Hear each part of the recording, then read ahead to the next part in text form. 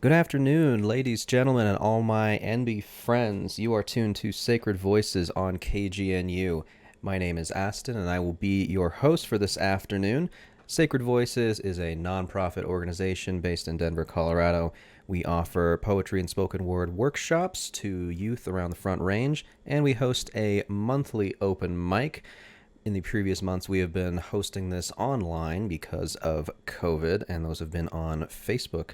We have featured performers from the local Denver poetry scene, and we have one of those poets with us today. Today we have Suzi Q. Smith with us. Suzi, how are you doing today?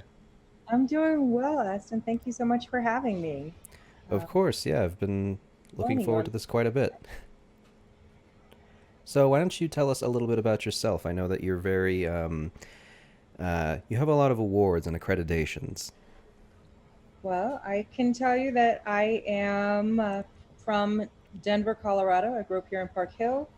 Um, I'm generally known as an artist, activist, educator, mother.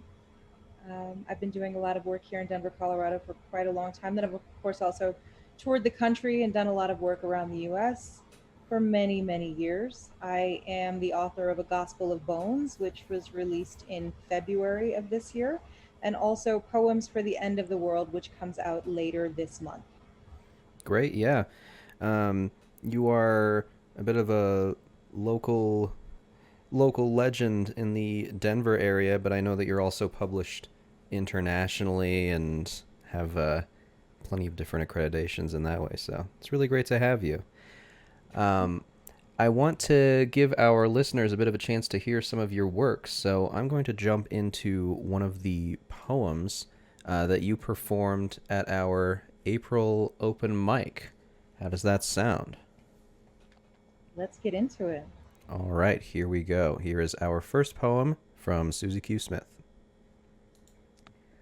Whew, I didn't know I was going to read this poem tonight, but it's deciding sometimes when I always make these lists and then the poems say, guess what? They come knocking at my teeth and the list doesn't matter anymore. So we're gonna dive right into it. This is Sweetback.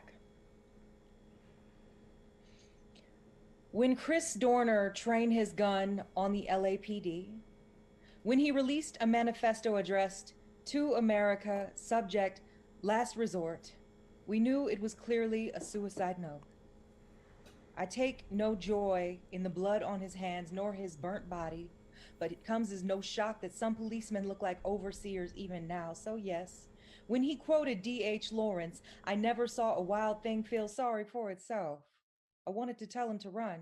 Not because he was innocent, but even the foreshadow of defeat is enough to awaken the adrenaline when your bones remember the burning. I wanted to tell him to run, not for himself, nor his own iron hands, but for Fred Hampton and Malcolm X and Martin Luther King Jr. and Amadou Diallo and Troy Davis and Trayvon Martin and Paul Childs and Ramarley Graham and Sean Bell and Oscar Grant and Rekia Boyd and Timothy Stansbury and Orlando Barlow and Aaron Campbell and Victor Steen and Stephen Washington and Alonzo Ashley and Wendell Allen and Ronald Madison and Ayanna Jones and Marvin Booker and James Brissett and John Crawford III and Eric Garner and Barbara Dawson and Mike Brown and Tamir Rice and Walter Scott and Cameron Tillman and Eric Harris and Sandra Bland and Alton Sterling and Philando Castile and Alva Brazil and so many more names that I will never know. And I did not know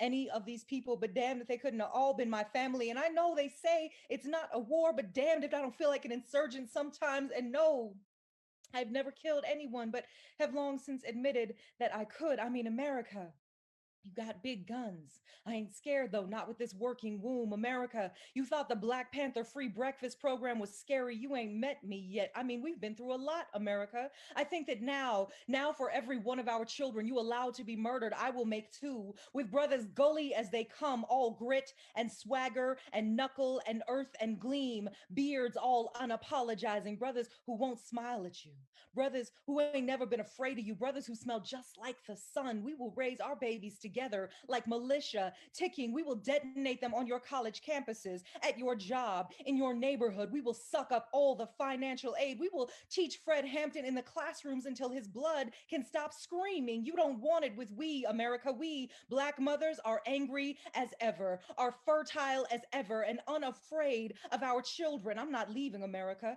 We will take over the schools and send your daughters home smiling like Patty Hearst, America. You feeling me now? You fearing me now? I might even have your babies, America.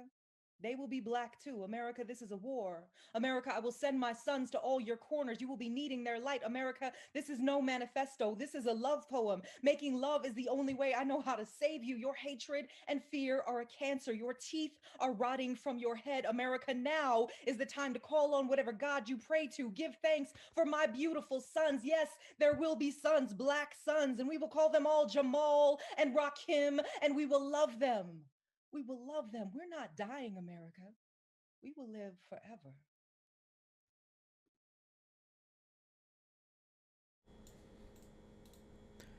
All right. And if you are just joining us, that was Suzi Q. Smith performing a poem at Sacred Voices April Open Mic. That's a very powerful poem, Suzi. What can you tell us about that, just off the top of the head, listening to that again? So that poem is called Sweetback, and it's in a Gospel of Bones. And that poem is one that I hadn't really planned upon it to publish because it's always in a state of revision, right? I finally decided to let it pause where it is. But of course, that list of names can go on. Will always be incomplete, and there are new names being added every day. So nearly every day. So that is an ongoing, right? And kind of just demonstrating the weight of it, right? Because even just that little bit of a poem doesn't carry um, the gravity of the situation and the loss, right? And also, I think it's a representation um, of fierce determination to survive in spite of it, right? It acknowledges that hardship and also acknowledges the strength and power and just fierce determination to continue. Yeah, absolutely. I remember on the night that you shared it, it was either before or after you shared it, but you described it as a love poem, as well as um, you describe it in the poem as like a war on the values of America. Um, and it kind of describes that those two opposing viewpoints that kind of exist simultaneously in your head. What is the intersection of these two things, the war and the love poem? What do they look like in actions? How do you declare war on all of these problems in America, but with love in mind? I actually declare love in the poem, right? I say, America, this is a love poem. Making love is the only way I know how to save you, right? And it's just faith in the power of love and its ability to conquer fear, which is what motivates and drives so much hatred and the way that so many people behave, and really drives so much violence, right? And I Mm-hmm. do think that love is actually a much more powerful motivating force. I agree with that. One of the other things that stuck out to me in that one is the the line you had about teaching Fred Hampton in the classroom, and I know that you are in the classroom a lot. Um, I know that you well, talk to me about how you would approach some of these bigger subjects and how you would put some of these words into action. Like, how do you teach Fred Hampton in the classroom? Oh, sure. I mean, there are ways we can watch and discuss Fred Hampton's speeches, right? We can talk, and I definitely do talk about the history of a lot of different social movements throughout the U.S., right? So I teach mostly, and it depends on the course and what I'm working on, but um, who I am as a person, who I am as an artist, who I am as an educator, who I am as an activist, all of those things are integrated all the time. So it's kind of impossible to really I don't really compartmentalize those things. And I think that, so I teach everywhere from middle school through grad school. So the conversations are different for sure. But the young people are really ready for these conversations in a lot of ways, right? Some people think that that 12 and 13-year-olds are too young to talk about racial injustice, right? And to that I answer, Tamir Rice was 12 years old when he was murdered by police, right? And he's not alone.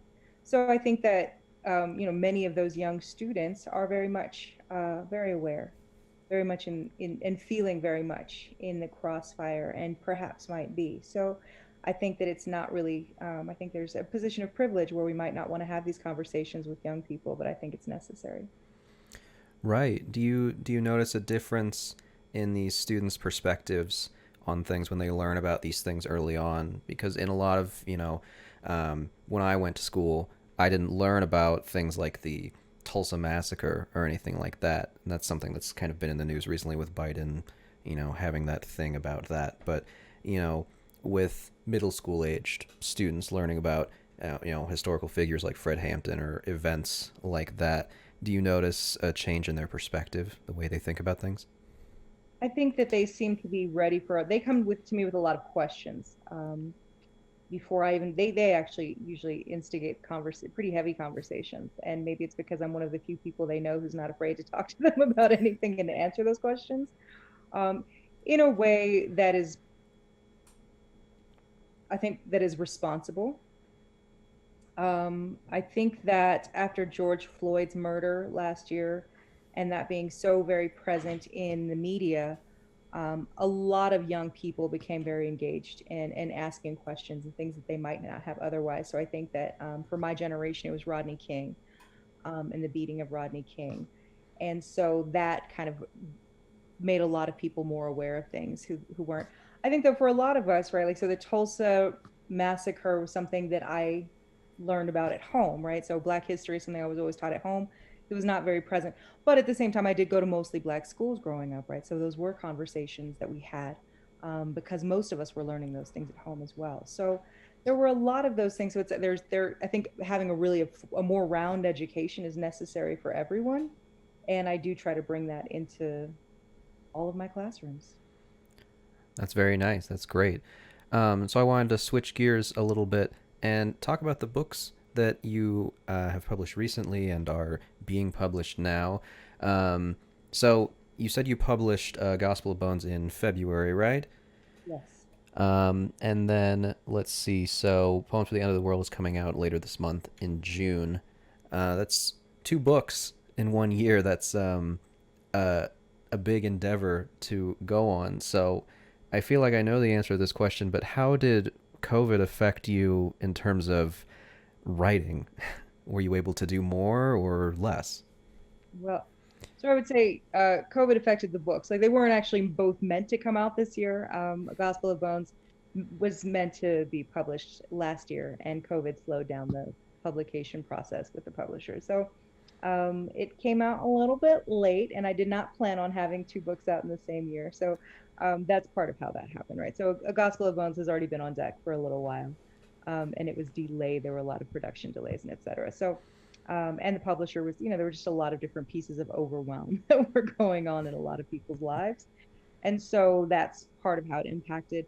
Um, so that book was finished entirely before the pandemic. Um, with Poems for the End of the World, that book was started and well on its way, and already titled, before the pandemic hit as well. And then I've made lots of revisions, which is why it's a little bit later than I was planning on releasing it, because I keep wanting to adjust things. And so there are some poems that were inspired, and written during COVID times, that have been added to that manuscript that weren't originally there, but around the same sort of themes.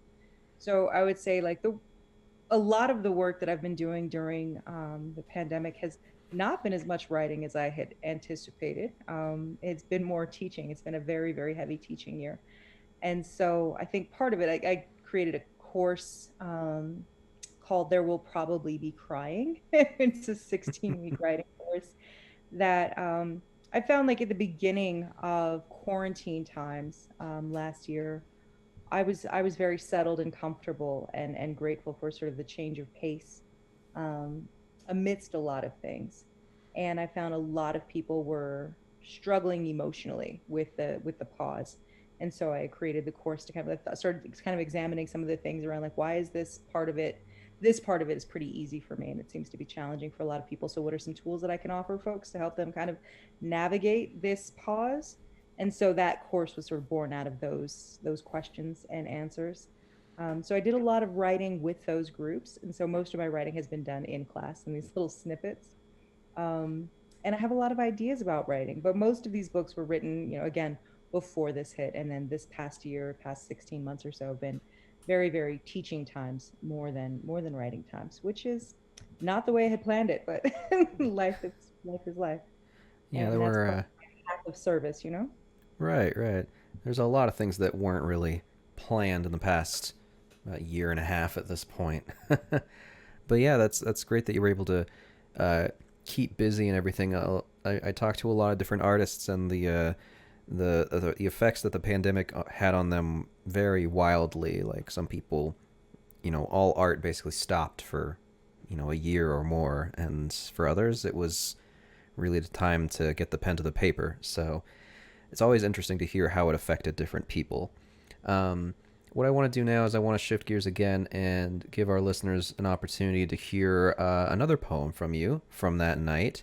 Um, so, for this, I am going to cue up our next poem.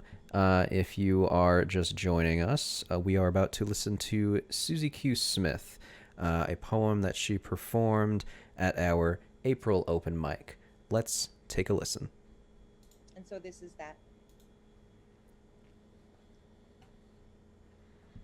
Me and my cousin laughing about the perfect shade thrown by old ladies. I like how you had your hair yesterday. That dress don't leave much to the imagination. Did you mean to go that short? You know it's a better color for you.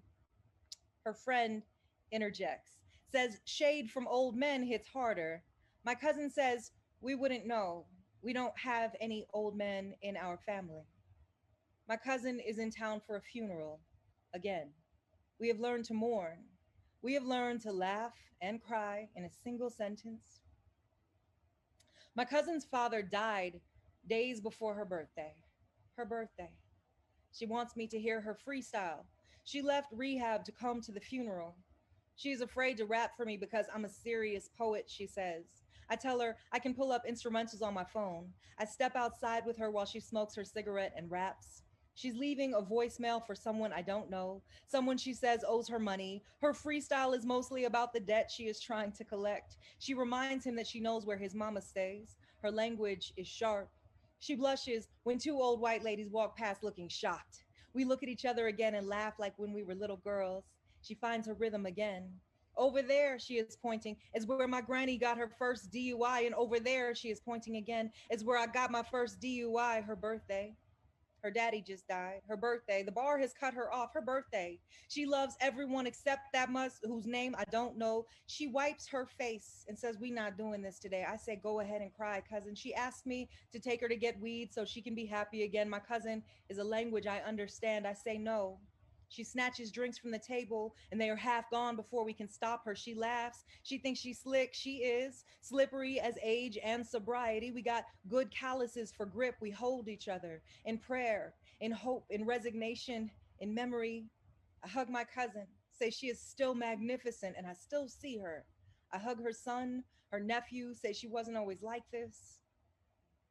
Me and my cousins stayed up late in my auntie's basement practicing our dance routines. Summer, the choreographer, Tammy, the ballerina, me and Raven, the youngest, mostly doing what they said, but put our own spin on the snake, shaking our shapeless hips, pinched our nostrils together and sucked them in while we did the cabbage patch, took turns dancing in the circle, shouting, go, go, go, until it was go, Susie, go, Susie, go, Susie. And I would get shy and say I didn't want to dance no more. And sometimes we could hear the grown folks yelling at each other upstairs, but we would turn up the music and keep dancing, playing Janet Jackson until the tape warped, playing Whitney Houston until the tape warped, until somebody yelled at us to shut up and go to bed and don't make me come down these stairs. We laugh and cry in a single sentence. We lose and find our rhythm in a single bar. We live while the world ends and ends and ends.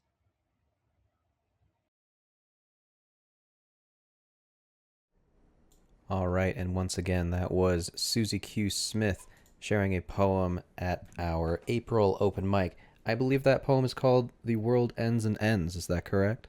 That is correct. Why don't you tell us a little bit about this poem? So that poem is included in Poems for the End of the World. And while the title is pretty doomsday, um, it does feature a lot of poems along those lines, right? In which the world is ending and beginning and beginning. And it's a natural feature of our entire experience, right? So the world has always been ending and has always been beginning and continues to do so in this pattern of living. And so, like, in this space of, like, in times that seem really catastrophic, they are not the first catastrophic times, is I think the point of that, right? And not even the most catastrophic times, right? And catastrophe is something that people have been surviving since humanity. Um, and not surviving also, right? In some very regular times and some end times. And so I think, like, kind of examining that language of, like, all of the different ways that worlds end, right? Like when our hearts get broken, right? That feels like a world ending. Or when some major change happens, right? Sometimes even just changing a job can feel like a world ending, right? There are so many different ways. Of course, loss and grief, for sure, is one of the ways that the world ends as well.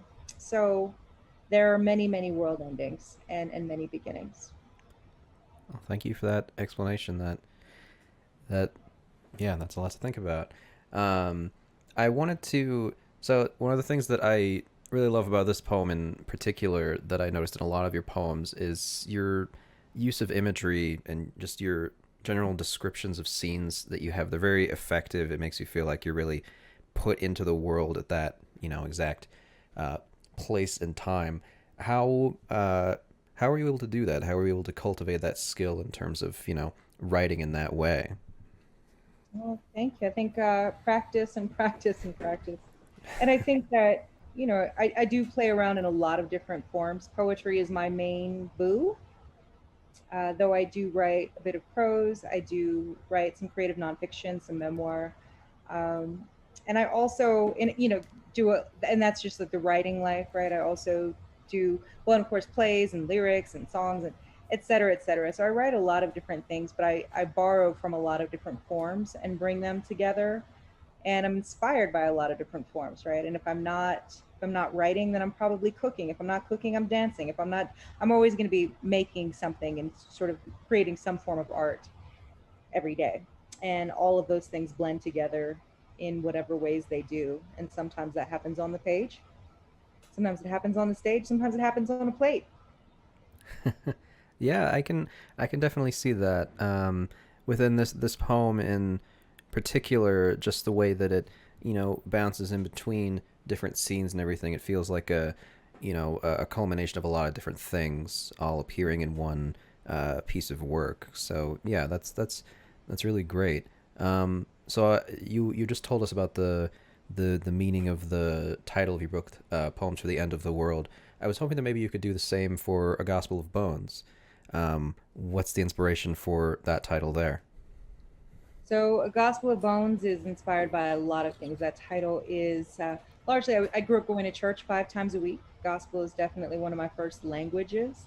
So, when I think about what gospel is and the sacredness of the word, that's something that I was raised really heavily with, right? And so, considering the value of that and the value of verse and really having it be something sacred and holy is part of that. And I think those verses very much are. Those are very, very poured over verses, and a lot of the poems are very tight um, and kind of require study, right? There are very there's for instance, there's a crown of sonnets there, right, that are short and really, really dense poems, and they require that kind of study that you would do with any other sort of intense verse, right? So scripture in some ways is might be how I consider some of those pieces, or at least inspired in that way. And then bones just being something that's foundational, and also something that there's like a reclamation of bones in that, right? So a lot of it, there's a lot of excavation in that series of poems as well, in that collection. Gotcha. Yeah. Um, so I wanted to talk a little bit about the way that you seem like a very like a local person. Like you talk a lot about your how you live and grew up in Park Hill and how you are a part of the Denver scene, but you are all over the place. You have done international things and have been published worldwide and all of these things. So how is it that you stay grounded? How is it that you stay a Denver person per se? Mm, I've lived in Denver, nearly all of my life. There was a brief stint at CSU, so I lived in Fort Collins briefly, but I was still back in Denver every weekend. So I've been in Denver for my life. Um, so that's part of it. This is definitely, the city that raised me, that I grew up in. This is where most of my family is, many of the people I love. However, I've also traveled pretty extensively. I've been touring the country and reading poems all over the place for 15-ish years, probably. And that's been a big part of my life as well. So I also have had the pleasure of really getting to be immersed in some other communities outside of Denver, which I think have been really helpful ways for me to feel connected to a broader group of folks, and have allowed me to grow and deepen my own practices in a lot of different ways and deepen relationships with different people. So all of that's been useful, I think, being able to travel. It's been strange for sure. This last 16 months is the longest I've probably been home in my adult life. And it's very, very different because normally I am traveling quite a bit, and that has made a difference. But I'm also, a mother. I'm here, my daughter's here, and I was a single mother for most of her childhood. So she's an adult now, but for most of her childhood, I was a single mom. So she was definitely part of, I had a whole village here in Denver who helped me raise her while I was poeming and living and teaching and working and etc. So it's been a pretty central experience, like living in Denver, being here is where most of my people are. Very nice. Um, what's next for you? You've got two books, either out